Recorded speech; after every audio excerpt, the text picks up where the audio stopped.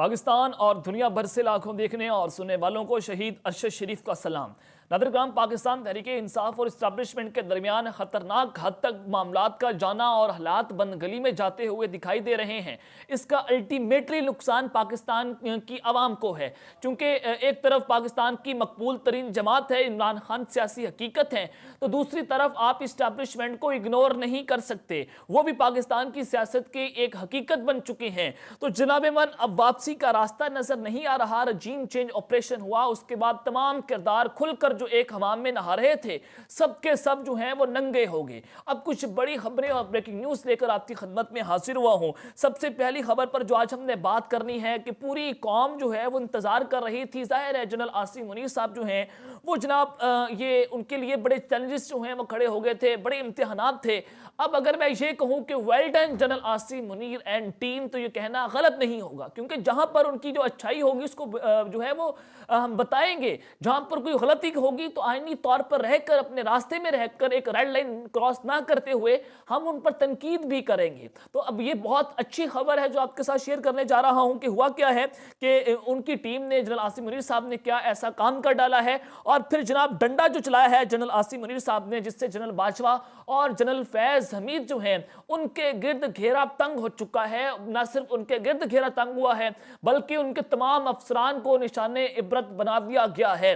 कौन से अहम तरीन अफसर को एयरपोर्ट पर रोका गया और उनको वापस भेजा गया, उन पर क्या इल्जाम था, कौन कौन से अफसरान को अब फारिग कर दिया गया है, वो तमाम तफसीलात मैंने आपके सामने रखनी है कि इस वक्त अंदर खाते क्या कुछ हो रहा है और अब नया क्या होने जा रहा है। और फिर जनाब ईमान दूसरी खबर पर जो आज हम बात करेंगे कि मरियम नवाज साहिबा, वही बात जो हम कर रहे थे कि अब इनकलाबी बनने की कोशिश होगी, अब जनाब इस्टेब्लिशमेंट के ऊपर ताबड़तोड़ हमले होंगे, तो आज मरियम नवाज ने पाकिस्तान की फौज पर ताबड़तोड़ हमले करना शुरू कर दिए हैं।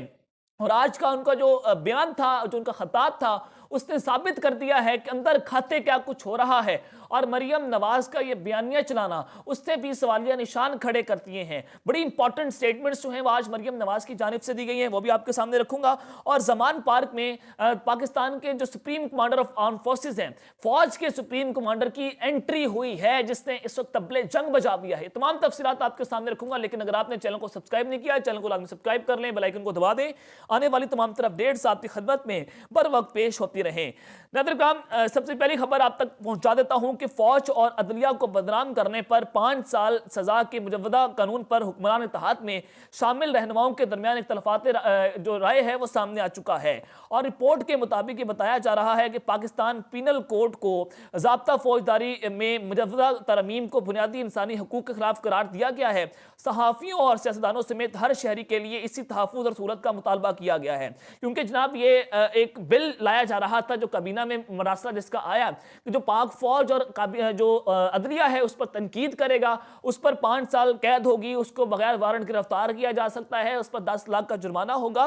तो जनाब अगर ये सब कुछ हो रहा है तो जनाब सबसे पहले तो पाकिस्तान मुस्लिम लीग नवाज की सारी क़यादत जो है उसको अंदर डालना चाहिए, उसको गिरफ्तार करना चाहिए, जिन्होंने सुप्रीम कोर्ट में सबसे बड़ा हमला किया था नवाज शरीफ ने। जजिस के खिलाफ कैंपेन चलवाने में नवाज शरीफ ने सबसे अहम किरदार अदा किया। साबिक चीफ जस्टिस साकिब निसार के खिलाफ जो कुछ अल्फाज इस्तेमाल हुए, और फिर जनाब जनरल बाजवा साहब के खिलाफ जो ज़बान इस्तेमाल हुई, चाहे इमरान खान साहब ने भी की, इमरान खान ने भी उनके खिलाफ बहुत सारा अपना बयानिया बनाया। लेकिन अगर खान साहब के लिए अगर ये कानून आ रहा है तो मरियम नवाज को भी सबसे पहले जेल में डालना चाहिए, जिसने ये नारे लगवाए थे कि ये जो दहशतगर्दी है उसके पीछे वर्दी है।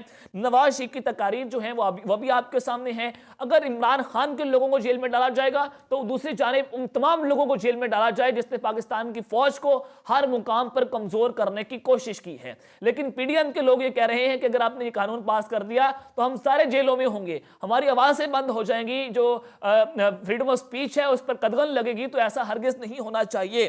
तो जनाब अब जो मामला है वो ये है, एक और खबर आप तक पहुंचा देता हूं कि ऑपोजिशन लीडर के हवाले से नाम सामने आना शुरू हो चुके हैं। राजा रियाज का टाइम जो है वो खत्म हो चुका है और लाहौर हाई कोर्ट से पाकिस्तान तहरीक इंसाफ के 43 अरकान कौमी असम्बली को रिलीफ मिलने के बाद ऑपोजिशन लीडर की नामजदगी पर एक अहम पेशरफ्त हुई है। अब जो खबर मेरे तक पहुंच रही है कि कौमी असम्बली में ऑपोजिशन लीडर की नामजदगी पर गौर शुरू कर दिया गया है और इस हवाले से इमरान खान और पार्टी के जो सीनियर रहनुमा हैं उनके दरमियान मुशावरत का सिलसिला भी जारी है। पाकिस्तान तहरीक इंसाफ ने इब्तदाई मरहले में ऑपोजिशन अपोजिशन लीडर के लिए 4 नामों पर गौर शुरू कर दिया है। जिन अरकान कौमी असम्बली के नाम जेर गौर हैं उनमें ताहिर सादिक साहब हैं, नसरुल्लाह रज़ा घुमन हैं, मुनज़्ज़ह हसन और डॉक्टर नशीन हामिद शामिल हैं। ये 4 लोग हो सकते हैं जिनको पाकिस्तान तहरीके इंसाफ की जानिब से अपोजिशन लीडर लगाया जा सकता है। और आज कौमी असम्बली सेक्रेटेरिएट ने 43 पाकिस्तान तहरीके इंसाफ की जो अरकान असम्बली हैं उनको ऐवान में ना आने देने का फैसला किया है। और वो ये बात कर रहे हैं कि लाहौर हाई कोर्ट का फैसला हमें अभी मौसूल नहीं हुआ। खबरों में सुना है कि अदालत आलिया ने इलेक्शन कमीशन का फैसला मुअत्तल कर दिया है। अब देखते हैं कि आइंदा आने वाले दिनों में क्या कुछ होता है, लेकिन पूरी कोशिश हो रही है कि इमरान खान साहब को नहल किया जाए, रास्ते से हटाया जाए, लेकिन कोई ऐसा केस उसके खिलाफ नहीं मिल रहा। अगर इमरान खान की कोई इतनी सी भी गलती है, उसके खिलाफ कोई ऐसा इतना सा सबूत भी इनको मिल जाता तो ये देर ना लगाते, 1 सेकंड भी ना लगाते। जितने बड़े ये खान साहब के दुश्मन, जानी दुश्मन बने हुए हैं, तो ये 1 मिनट ना लगाते, खान साहब को ये उठाकर बाहर मारते। तो आपने देखा कि नवाज शरीफ जो है वो पनामा के ऊपर करप्शन केसेस के ऊपर पाकिस्तान की सियासत से बाहर हुए, उनको नहल किया गया। तो खान साहब जो हैं उनको ये नहल करने की तैयारियां कर रहे हैं। मुबैना फंडिंग केस जो कि वो भी साबित नहीं हुआ, मुबैना बेटी का मामला वो करैक्टर असैसिनेशन है, मुबैना इद्दत के अंदर नकाब किया उसने जनाब बुशरा बीबी से, वो केसेस लेकर आ रहे हैं। ये तमाम मामला जो हैं वो आपके सामने ऐसे अंदाजा लगा सकते हैं कि पाकिस्तान की जो सियासत है, जो ताकतवर हल्के हैं, वो किस हद तक गिर चुके हैं। खैर, अब और खबरें हैं वो भी आप तक पहुंचा देता हूं। सबसे पहले बात करते हैं जनरल आसिम मुनीर और उनकी टीम जो है वो किस तरह से एक्टिव हो गई है और किस तरह से उन्होंने जनाब डंडा चलाया है, जनरल बाजवा और फैज हमीद को निशाने इबरत बनाया है। न सिर्फ इनको बल्कि उनके जो अफसरान थे, जो एक पूरा ग्रुप इन दोनों ने मिलकर अंदर लगा दिया था अपने लोगों को, उन सबको फारिग कर दिया गया है। अब ये खबर जो है वो मैं नहीं दे रहा, बल्कि उमर चीमा जो कि पाकिस्तान मुस्लिम लीग नवाज के बड़े करीबी सहाफ़ी समझे जाते हैं, पाकिस्तान तहरीके इंसाफ के बुक्स में, इमरान खान साहब के बुक्स में ये सरशार हैं, और इनकी खबर आना उसने कुछ बड़े सवालिया निशान खड़े कर दिए हैं। और साथ आपने डॉट से डॉट कनेक्ट करते भी चले भी जाना है कि आइंदा आने वाले दिनों में बयानिया क्या बनने वाला है और क्या होने जा रहा है। नाज़रीन, उमर चीमा साहब जो हैं वो कहते हैं कि जनरल फैज हमीद और उनके मुकर्रर करदा अफसरान की स्क्रूटनी का सिलसिला जो है वो जारी है। हाल ही में एक फैमिली जो है वो बैरून मुल्क जाने पर एयरपोर्ट पर पहुंची तो इमिग्रेशन जो है वो आसानी से होगी, लेकिन एक शख्स को एयरपोर्ट पर रोक लिया गया क्योंकि जैसे ही वो डिपार्चर लॉन्च में पहुंचे तो फैमिली के सरबराह कर्नल रिटायर्ड लियाकत अली वसीम के सिवा बाकी तमाम अफराद को बैरून मुल्क जाने दिया गया। लियाकत अली जो वसीम है वो जनाब साबिक ISI के इस्लामाबाद में एक बहुत बड़े ऑफिसर रह चुके हैं और ये जनरल फैज हमीद के खास आदमी बताए जाते हैं। अब जनाब ये भी कहा गया कि पार्लियामेंट जो है वो यही कर्नल जो है वो चलाया करते थे, इन्हीं का वहाँ पर बड़ा कंट्रोल था और इनके खिलाफ जो है जो पनामा की तहकीकात हुई, जो सारा मामला हुआ, नून लीग के खिलाफ दीगर केसेस थे, वो जितने भी मामला थे वो इसी कर्नल रिटायर्ड जो हैं उन्होंने अपना इसमें अहम किरदार अदा किया था। जनरल फैज हमीद के इसको राइट हैंड कहा जाता है।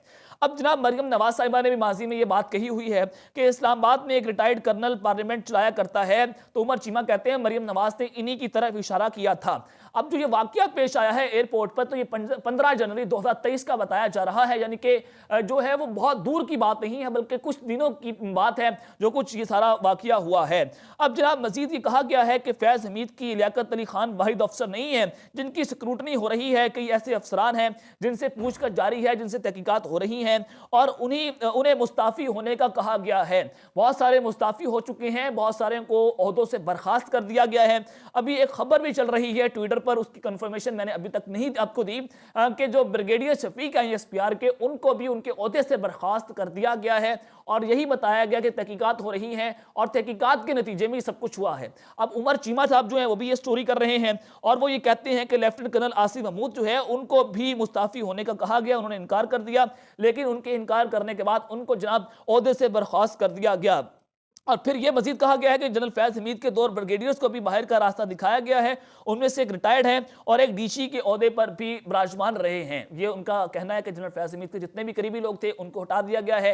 अब जनरल आसिम मुनीर जो है अपनी नई टीम ला रहे हैं और वो नई टीम के साथ मैदान में उतरेंगे। अब जनाब आपने ये गौर करना है कि जनरल फैज हमीद और जनरल बाजवा के खिलाफ ये पूरा एक बयानिया, एक पूरा नैरेटिव बना लिया गया है। जाहिर है इन लोगों ने गद्दारी की, इन लोगों ने जो कुछ भी किया वो तो अदालतें देखेंगी, वो सारा मामला अदालतों में ही जाएगा। हम कौन होते हैं, कानूनदान तो नहीं अपने हो सकते, लेकिन हम तनकीद जरूर कर सकते हैं, हम आवाज़ हक को बुलंद जरूर कर सकते हैं। लेकिन उमर चीमा का जो ये बयान है, पहले ये लोग जो है वो बादशाह और फैज हमीद के कहने के ऊपर रजीम चेंज हुआ, ये लोग यही कहते हैं कि 28 नवंबर तक जो कुछ हुआ वो हमारे हाथ में नहीं था, 29 नवंबर के बाद हमारी हुकूमत आई है।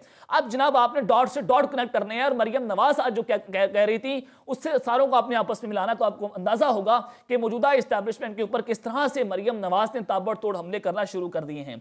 आज जनाब मरियम नवाज साहिबा जो है वो जलसे से, एक कन्वेंशन से खिताब कर रही थी, और वहां पर नारे लगना शुरू हो गए कि मरियम के पापा चोर हैं। और जनाब खिताब के दौरान पार्टी मुखालिफ नारों की वीडियो जो है वो सोशल मीडिया पर वायरल हो रही है, और तंजीमी ढांचे को बेहतर बनाने के लिए मुशावरत हो रही थी, और मरियम नवाज कारकुनों से मुलाकातें कर रही थी। तो ये सारा मामला वहां पर हुआ है मरियम नवाज के खिताब के दौरान। तो ये इनकी पब्लिक पल्स है, तो ये निशान इबरत है उन लोगों के लिए जो ये समझ रहे हैं कि हम इलेक्शन नहीं करवाएंगे तो पाकिस्तान जो है वो पता नहीं वहां पर दूध की नहरें बह जाएंगी और ये सारा मामला, तो ऐसा हरगिज नहीं होगा। अब जनाब मरियम नवाज साहिबा ने मजीद ये कहा कि इमरान खान मुल्क को IMF के हवाले करके खुद जमान पार्क बैठ गए हैं, जलसा करने रावलपिंडी चला जाता है और अदालत तलब करे तो प्लास्टर लगा लेता है। ये जनाब बड़ा इंपॉर्टेंट है कि इमरान खान साहब मुल्क को IMF के हवाले करके खुद जमान पार्क चले गए। देखिए इमरान खान साहब ने असम्बलियां तोड़ दी थी, खान साहब आपको इलेक्शन में ले गए थे, खान साहब की उस वक्त पॉपुलैरिटी वो नहीं थी जो आज है, तो आप जो है वो उस वक्त क्यों इलेक्शन से डर रहे थे? आपको इक़्तिदार की फिक्र थी, आपको हुकूमत लेने की फिक्र थी। तो ये सारे के सारे लोग जो हैं वो जनाब रजीम चेंज ऑपरेशन, ये उन लोगों के साथ मिले जो मीर जाफर और मीर सादक थे, उन सब ने मिलकर पाकिस्तान पर शबखून मारा, और ये मरासरा सरकार जो उसको पाकिस्तान पर मुसल्लत किया गया है। अब जनाब मरियम नवाज साहिबा ने मजीद ये कहा है कि जहनी मरीज को मुसल्लत करने का इतराफ़ जुर्म काफ़ी नहीं, सदा भी तजवीज़ करें। ये बड़ा इंपॉर्टेंट है कि किसने जो है वो इमरान खान साहब को मुसल्लत किया, और सदा जो है वो तजवीज़ करें, यानी कि ये किन की तरफ इशारे हो रहे हैं। कहा गया कि इमरान खान के सहूलतकार जो हैं वो अब इदारों में नहीं बैठे हुए हैं, तो ये खुल्लम खुल्ला कहा जा रहा है, आपने इसको अंदाजा लगाना है। और ये मैंने आपको पहले बताया था कि बहाना फैज अमीर, जनरल बाजवा, साकिब निसार, इमरान खान होंगे, और असल निशाना जो है पाकिस्तान की मौजूदा इस्टेब्लिशमेंट होगी। आज उन्होंने एबटाबाद में खिताब करते हुए कहा कि बहुत मोहब्बत से मेरा इस्तकबाल किया, मैं बहुत शुक्रगुजार हूँ। जी मोहब्बत आपकी देख ली कि जिस तरह से आज लोगों ने कहा कि मरियम के पापा चोर हैं, तो इसको आप मोहब्बत समझती हैं तो 100 बिस्मिल्लाह, आप इसको मोहब्बत समझिए। तो जनाब ये सारा मामला जो है वो एक जानिब है कि जी इमरान खान साहब जो हैं वो उनको रिलीफ दिया जाता है, इस्टेब्लिशमेंट उनको अपना दीवाना बना रही है, तो ये सारा मामला जो है आज मरियम नवाज की जानिब से किया गया है।